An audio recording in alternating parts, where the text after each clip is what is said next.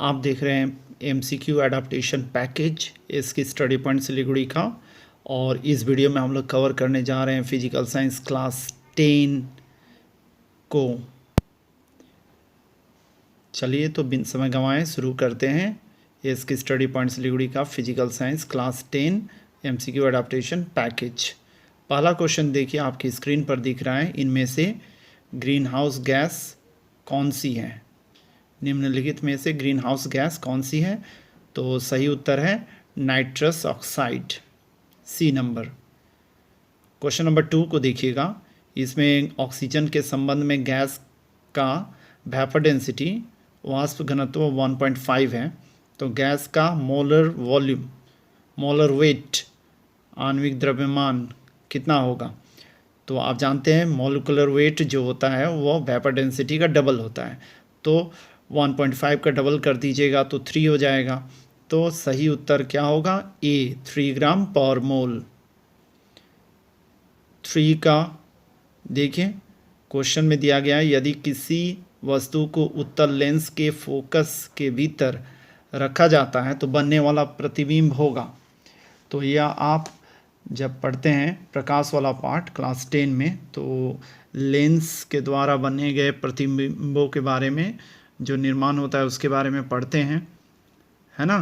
तो उसमें आपको पता चलेगा कि लेंस और फोकस के बीच जब किसी वस्तु को रखते हैं या स्थित रहता है तो जो प्रतिबिंब बनता है वो आभासी प्रतिबिंब बनता है और लेंस के उसी ओर बनता है जिस ओर वस्तु है।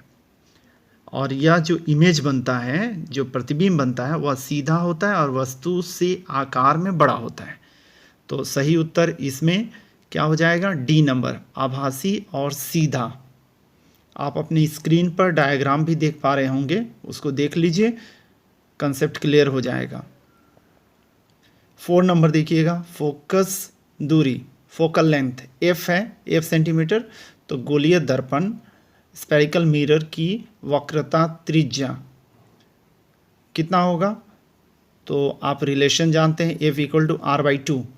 तो कितना हो जाएगा? 2F हो जाएगा, ठीक है, 2F centimeter, B number. Question number 5 को देखिए। प्रकाश की किरणें हवा से कांच की ओर जा रही हैं। लाल, नीले, हरे और बैंगनी प्रकाश में कांच का रिफ्रैक्टिव इंडेक्स, अपवर्तनांक किसके लिए सबसे बड़ा होगा? ठीक है, आप याद कर रहे होंगे विवजियोर को, ठीक है, विवजियोर को याद कर रहे होंगे, जिसमें आप याद कीजिए वायलेट रंग और उसके बाद रेड, ठीक है। तो जब कांच से होकर लाइट जब ट्रेवल करता है तो उसमें आप क्या देखते हैं? वायलेट कलर जो होता है कि किरणें का विचलन कोण, एंगल ऑफ डिविएशन, लाल रंग की अपेक्षा सबसे अधिक होता है, ठीक है। तो इसलिए बैंगनी रंग का, जो बैंगनी रंग है होगा, उसका रिफ्रैक्टिव इंडेक्स सबसे ज़्यादा होगा। तो यहाँ पर सही ऑप्शन होगा डी, बैंगनी। क्वेश्चन नंबर 6 को देखिएगा। तीन जलीय विलयनों में ABC 3 है, उनका पीएच मतलब होता है पोटेंशियल ऑफ हाइड्रोजन या पावर ऑफ हाइड्रोजन बोलते हैं। पीएच स्केल जब हम लोग स्टडी करते हैं तो आप जानते होंगे। और इस स्केल में आप जानते होंगे कि 0 से लेकर 14 तक मार्क किया हुआ रहता है, जिसमें 0 से लेकर 7 के बीच में एसिड रहता है और 7 अगर है रीडिंग में तो वह न्यूट्रल हो जाएगा, है ना। और 7 से 14 के बीच में रहेगा तो वो बेस रहेगा, मतलब बेसिक नेचर रहेगा। तो यहाँ पर दिया गया तीनों घोलों का पीएच दिया गया है, 3, 9 और 6 दिया हुआ है। तो इन विलयनों की बढ़ती हुई अम्लीयता का क्रम बताना है आपको। तो इतना समझ लीजिए, 14 से नीचे आते जाएंगे तो उन लोगों की एसिडिटी बढ़ती जाएगी, ठीक है। तो यहाँ पर देख लीजिए आप, ए का 3 है, बी का 9 है, सी का 6 है। तो इसका मतलब हो गया बी 9, ठीक है। यहाँ पे रिलेशन लेस देन में दिया हुआ है, ग्रेटर देन दिया हुआ रहता तो अलग बात होती, ठीक है। ग्रेटर देन दिया रहता रिलेशन में तो ए का आप देखिए सबसे कम है, तो सबसे ज़्यादा एसिडिक ए होता, फिर सी होता, फिर बी होता। तो यहाँ पर लेस देन के रिस्पेक्ट में दिया गया है, तो इसीलिए आप बताइएगा सबसे, देखिए सबसे ज़्यादा कौन है, ये है। सबसे कम कौन है, यहाँ पे कम का रिलेशन देना है, तो बी सबसे कम है, बी कम है सी से, सी कम है ए से, ठीक है। यह रिलेशन आपको दिखाना पड़ेगा, बी रिलेशन पॉइंट, जो आंसर होगा बी, जिसमें आप देखिए बी कम है सी से, सी कम है ए से, ठीक है। उम्मीद कर रहा हूँ आपको समझ में आ रहा होगा। अगर अभी तक आप इसके स्टडी पॉइंट सिलीगुड़ी को सब्सक्राइब नहीं किए तो तुरंत सब्सक्राइब कर लीजिए, लाइक और शेयर करना बिल्कुल नहीं भूलिएगा। आप अपने दोस्त को भी शेयर कीजिए ताकि उनको भी पता चले कि इसकी स्टडी पॉइंट सिलीगुड़ी पर एमसीक्यू एडाप्टेशन पैकेज के सॉल्यूशन अवेलेबल हैं, उनको भी मदद मिले, ताकि 12 नवंबर को जब एग्ज़ाम होगा नेशनल अचीवमेंट सर्वे के हिसाब से, तो उसमें इस तरह के क्वेश्चन ही पूछे जाएंगे, उसमें ये लोग अपने परफॉर्मेंस बहुत बेहतर करें और अपने स्कूल का नाम रोशन कर पाएँ, ठीक है। आगे बढ़ते हैं, क्वेश्चन नंबर 7 को देखते हैं, जिसमें तापीय चालकता की इकाई, एसआई इकाई बतानी है, ठीक है। तो आप जानते हैं relation K equal to Q into D by A into थीटा1 माइनस थीटा2 इंटू टी। तो इसमें जब वैल्यू बैठाएंगे, आप सबकी यूनिट्स बैठाएंगे, तो आप देखेंगे क्या निकलेगा, जूल और नीचे में आएगा मीटर, केल्विन, सेकंड। जूल प्रति सेकंड को हम लोग वॉट में बदल देते हैं, तो क्या हो जाता है वॉट। उसके बाद नीचे में डिनोमिनेटर में आप पा रहे हैं मीटर और केल्विन, तो इसको अगर इन्वर्स में लिखेंगे तो वॉट पर मीटर पर केल्विन में आ जाएगा, ठीक है। तो watt m to the power -1 k to the power -1, तो C सही ऑप्शन कौन सा हो जाएगा, C हो जाएगा। उम्मीद कर रहा हूँ आपको समझ में आ गया होगा। स्क्रीन पर आप देख पा रहे होंगे जो भी चीज़ बताया जा रहा है वह चीज़ रिफ्लेक्ट कर रहा होगा, आप ध्यान से देखते जाइए। क्वेश्चन नंबर 8 को देखिएगा, एक धातु कंडक्टर के माध्यम से विद्युत धारा 3 गुना होता है जबकि इसका प्रतिरोध और समय स्थिर रहता है। इन शर्तों के साथ कंडक्टर, ठीक है, सुचालक कहने का मतलब में उत्पन्न ऊष्मा खाली स्थान के गुणा से बढ़ जाएगी। आप याद कीजिए जो हीटिंग इफेक्ट ऑफ करंट जब आप पढ़ते हैं, ठीक है, उसमें जूल्स का नियम को पढ़ते हैं, जूल्स के तीनों नियम को, तो उसमें जो हीट वेरिजेस आई स्क्वायर, करंट के क्या होता है स्क्वायर के रिलेशन में रहता है ना, एच वेरिजेस आई स्क्वायर जो रिलेशन आप पढ़ते हैं वर्ग के समानुपाती होता है जब रेसिस्टेंस और टाइम कांस्टेंट रहता है। तो आप इसके जगह में जब 3 बैठाते हैं आई के जगह में, तो 3i होल स्क्वायर हो जाता है, मतलब 9i स्क्वायर हो जाता है। तो इसका मतलब आप क्या देख रहे हैं कि यहाँ पर 9 गुना हो जाता है, 9 गुना बढ़ जाता है। तो इसीलिए सही ऑप्शन कौन सा होगा, बी 9। आगे बढ़ते हैं, क्वेश्चन नंबर 9 देखिएगा। यहाँ पर समानांतर क्रम में आपको जुड़े हुए प्रतिरोध हैं 4 ओम का और 12 ओम का। तो दोनों प्रतिरोधों का समतुल्य प्रतिरोध कितना होगा यह बताना है, ठीक है। इसका सही उत्तर होगा 3 ओम, सी, क्योंकि 1/r equal to 1/r1 plus 1/r2 लिखते हैं आप, 1/4 प्लस 1/12 लॉसा निकालेंगे तो 4 हो जाएगा, 12 हो जाएगा, और ऊपर में अंश में कितना हो जाएगा 4/12, तो कितना हो गया 1/3, तो r इक्वल टू 3 ओम हो जाएगा। आपको इक्विवेलेंट रेसिस्टेंस का रिलेशन को याद करके रखना होगा, तब जाके आपको इस क्वेश्चन को करने में सहूलियत होगी। आगे बढ़ते हैं, क्वेश्चन नंबर 10 की ओर बढ़ते हैं और इसमें देखते हैं पिघले हुए सोडियम क्लोराइड के इलेक्ट्रोलिसिस विद्युत विश्लेषण के दौरान इलेक्ट्रोलाइट विद्युत विश्लेष्य के माध्यम से विद्युत या बिजली किसके द्वारा ले जाया जाता है। तो आप याद कीजिए जब भी इलेक्ट्रोलिसिस होता है तो उसमें मोबिलिटी ऑफ आयंस, आयनों की जो गति होती है उसके कारण ही विद्युत प्रवाह होता है।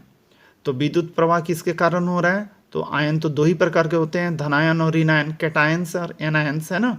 तो इन दोनों के कारण से ही विद्युत प्रवाह होता है। तो आपके पास सही ऑप्शन हो जाएगा डी, धनायन और ऋणायन। तो यहाँ पे सोडियम आयन और क्लोरीन आयन, क्लोराइड आयन, जो निर्भर करता है विद्युत को इलेक्ट्रोलाइट के माध्यम से विद्युत को ले जाने में।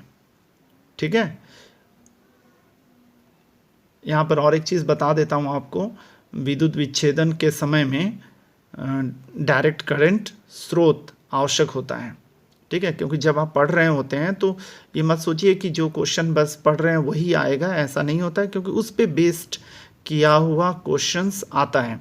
इसमें ऐसा भी पूछा जा सकता है कि कैथोड पर कौन सा सोडियम या क्लोरीन कौन इकट्ठा होता है, ऐसा भी बोला जा सकता है।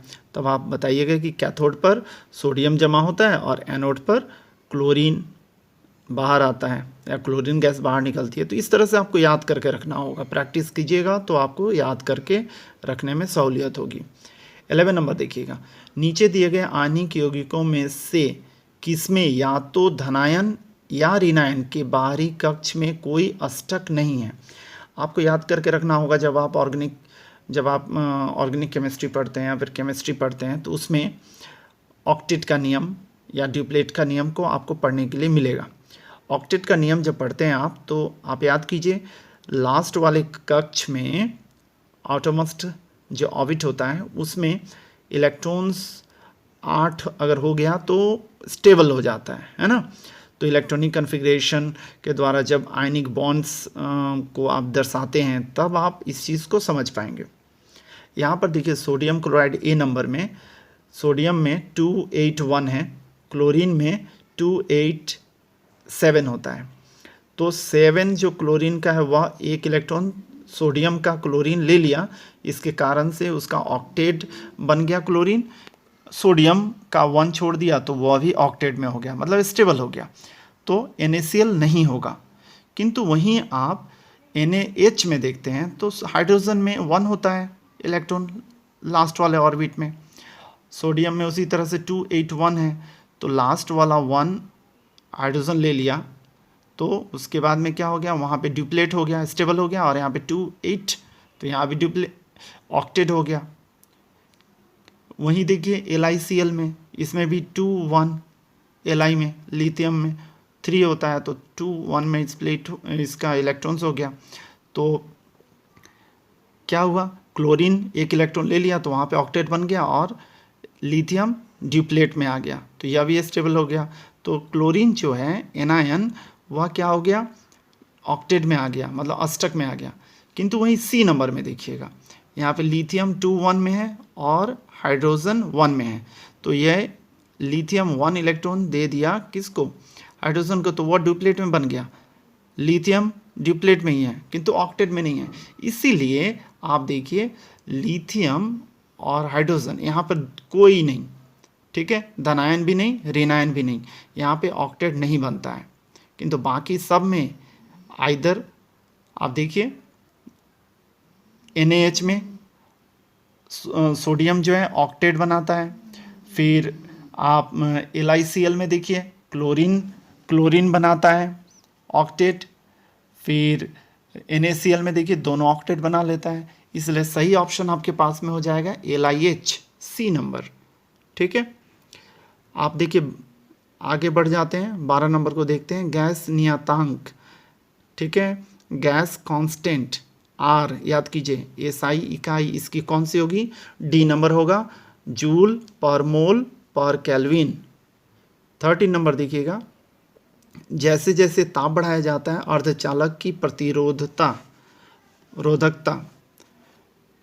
क्या होगा, बढ़ेगा घटेगा, अपरिवर्तित रहेगा या पहले बढ़ेगा फिर घटेगा। तो सही ऑप्शन इसका होगा बी, घटता है, डिक्रीज करता है, बी। ताप बढ़ने से धातु का प्रतिरोधकता बढ़ता है, याद करके रखिएगा, यहाँ पे मेटल का जो प्रतिरोधकता है वह बढ़ता है किंतु अर्धचालक का घटता है। यहाँ पे अर्धचालक दिया हुआ है, इसलिए सही ऑप्शन क्या होगा, बी नंबर। आगे बढ़ते हैं, क्वेश्चन नंबर 14 को देखते हैं। फ्लेमिंग के बाम हस्त का नियम या फ्लेमिंग्स लेफ्ट हैंड रूल, याद कीजिए फ्लेमिंग के बाएं हाथ का नियम को। यदि बाएं हाथ की प्रथम 3 अंगुलियां अंगूठा, तर्जनी, मध्यमा को एक दूसरे के लंबवत इस प्रकार फैलाकर रखें कि तर्जनी चुंबकीय क्षेत्र की दिशा को और मध्यमा विद्युत धारा प्रवाह को सूचित करे, तो अंगूठा द्वारा चालक के गति की दिशा को प्रदर्शित करता है। ठीक है, स्क्रीन पर आप डायग्राम देख पा रहे होंगे। तो इसका मतलब आप समझ गए कि इसमें सही ऑप्शन जो होगा वह बी होगा। मध्यमा उंगली की दिशा को सूचित करती है, तर्जनी चुंबकीय क्षेत्र और अंगूठा कंडक्टर मतलब धातु के विक्षेपण की दिशा को सूचित करता है। ठीक है, तो सही कौन सा हो गया? बी ऑप्शन सही हो गया। आगे बढ़ते हैं, क्वेश्चन नंबर 15 को देखते हैं और इसमें बताना है आपको कि सही नहीं है उसको बताना है। तो देखिए इसमें सही नहीं है सी ऑप्शन, एक आवर्त में क्षार धातु सबसे अधिक ऑक्सीकरण करने वाली प्रजाति है, स्पेसीज है। तो यह गलत होगा। रिड्यूसिंग एजेंट होता है ना, ऑक्सीडाइजिंग एजेंट्स नहीं होते हैं, ऑक्सीडाइजिंग स्पेसीज नहीं होते हैं। जो क्षार धातु होते हैं वो सब क्या होते हैं? ऑक्सीडाइजिंग होते हैं। तो ग्रुप 1 जो होता है वह सर्वाधिक अवकारक होता है और 7 सबसे ज़्यादा ऑक्सीकारक होता है। ठीक है, आगे बढ़ते हैं, क्वेश्चन नंबर 16 को देखते हैं। 24 ग्राम कार्बन के पूर्ण दहन से प्राप्त, ठीक है, पूर्व दहन जब करते हैं तब कार्बन डाइऑक्साइड के एसटीपी पर आयतन कितना होगा यह बताना है।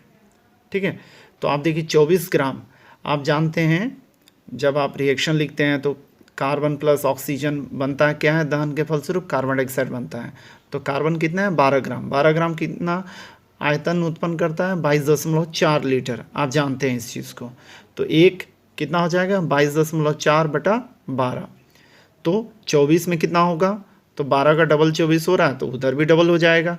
तो 24 22.4 लीटर, तो कितना देगा? 12 ग्राम 22.4 लीटर दे रहा है, तो 24 ग्राम कितना देगा? डबल हो जाएगा ना, तो 44.8 लीटर हो जाएगा। तो डी ऑप्शन सही है। ठीक है, आगे बढ़ते हैं, 17 नंबर को देखिए। 17 नंबर, इसका नाम आपको इपक नेम बताना है। इपक नेम कहने का मतलब होता है ये स्टैंड करता है international union of pure and applied chemistry. Screen पर आप इसका फुल नेम भी देख पा रहे होंगे। तो इसको आप किस तरह से नेम नोमेनक्लेचर, नाम कैसे लिखते हैं कंपाउंड्स का। ठीक है, ऑर्गेनिक केमिस्ट्री में जो कार्बन कंपाउंड्स हैं बहुत विराट संख्याओं में है ना, तो इनका नाम कैसे लिखेंगे उसके लिए आपको काफ़ी सारा फंक्शनल जो ग्रुप्स हैं उनको याद रखना पड़ेगा आपको। उसके बाद में कितने कार्बन हैं उसको याद रखना पड़ेगा कि 3 कार्बन है तो प्रोप लिखते हैं, है ना। और अगर सिंगल बॉन्ड है तो प्रोपेन आ जाता है। और यहाँ पे हाइड्रोक्सी ग्रुप है तो अल्कोहलिक ग्रुप है मान लो, तो OH इसके लिए हो जाता है। तो पहला कार्बन 1, दूसरा कार्बन 2, तीसरा कार्बन 3 हो गया। तो सेकंड पोजीशन में कौन है? OH है, इसीलिए 2 ऑल आएगा। ठीक है, अल्कोहलिक ग्रुप है वहाँ पे OH, तो क्या हो गया यहाँ पे? Propane 2 all. ठीक है, तो बी सही उत्तर होगा। आगे बढ़ते हैं, 18 नंबर, काफ़ी इंपॉर्टेंट क्वेश्चन सब हैं, ये सब कंसेप्चुअल भी है इसलिए याद करके रखना है आपको। 18 नंबर लास्ट क्वेश्चन है और इसमें आप देखिए पहला वाला जो है वो इथेन है C2H6, दूसरा वाला है C2H4 मतलब इथिलीन, फिर तीसरा वाला C2H2 एसिटिलीन। ये तीनों जो हैं आप सिलेबस में पढ़ रहे होंगे या पढ़ेंगे। C3H6 जो है या प्रोपीन है, डबल बॉन्ड है इसलिए प्रोपीन बोल रहा हूँ। तो आप ध्यान से समझ लीजिए, यहाँ पर पहला वाला जो है वह सेचुरेटेड हाइड्रोकार्बन है और बाकी B, C, D ये तीनों जो हैं वो अनसेचुरेटेड हाइड्रोकार्बन है। तो आप याद रखिए, जब भी ये रिएजेंट ब्रोमीन कार्बन टेट्राक्लोराइड, ये रिएजेंट जब रिएक्शन करते हैं तो डबल बॉन्ड वाले को ही बॉन्ड तोड़ने पर मजबूर करते हैं, और तोड़कर वह अटैक करता है और ब्रोमीन का कंपाउंड बनाता है। ठीक है, ट्रांस एडिशन होता है। इतनी सारी चीज़ आप मत समझिए, केवल समझ के रखिए कि ब्रोमीन 2 जुड़ जाता है, और उसके बाद में जब और ज़्यादा मॉलिक्यूल रहता है तो एसिटिलीन में 2 जुड़ जाएंगे, कुल मिला के 4 वहाँ पे जुड़ जाएंगे। किंतु डबल बॉन्ड वाले में केवल 2 ही रहेगा, एक कार्बन के साथ में एक, दूसरे कार्बन के साथ में एक। ठीक है, किंतु इथेन के साथ में ऐसा संभव नहीं है। इसका मतलब जब रिएक्शन ही नहीं होगा तो उसका कलर चेंज तो होगा ही नहीं, इसीलिए आपके पास सही ऑप्शन कौन सा होगा? ए हो जाएगा, 18 का ए। तो उम्मीद कर रहा हूँ आपको इसके स्टडी पॉइंट्स लिगुड़ी का physical science MCQ adaptation package समझ में आ गया होगा। काफ़ी कंसेप्चुअल तरीके से आपको समझाना पड़ा है, क्योंकि इसमें बहुत सारे कंसेप्ट हैं। अगर आप यूं ही टिक लगा लेंगे, उतार लेंगे, सॉल्व करके दे देंगे, तो वैसा नहीं होने वाला है, क्योंकि आपको 12 नवंबर को जब एग्ज़ाम देना है तो उसमें आपका स्कूल सेलेक्ट होता है, तो उसमें बेहतर करना है। Thank you very much for watching इसकी स्टडी पॉइंट सिलीगुड़ी।